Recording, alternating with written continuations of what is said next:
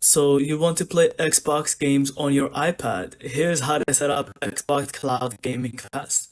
First, make sure your iPad is updated to the latest iOS version and you've got a strong Wi-Fi connection.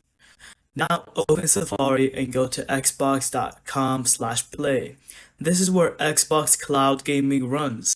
Once you're there, sign in with your Microsoft account that has Xbox Game Pass Ultimate. That's required to access cloud gaming. After logging in, you'll see the prompt to add cloud gaming as a web app shortcut. Just tap the share button in Safari, hit add to home screen, and now you have it like a regular app on your iPad. Next, connect your controller. Grab an Xbox controller or even PS5 DualSense. Both work. Go to your iPad Bluetooth settings, hold the pairing button on your controller and pair it.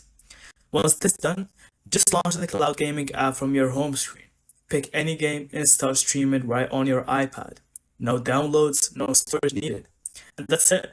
Thank you so much for watching. I hope you found this video helpful and don't forget to leave us your thoughts in the comments.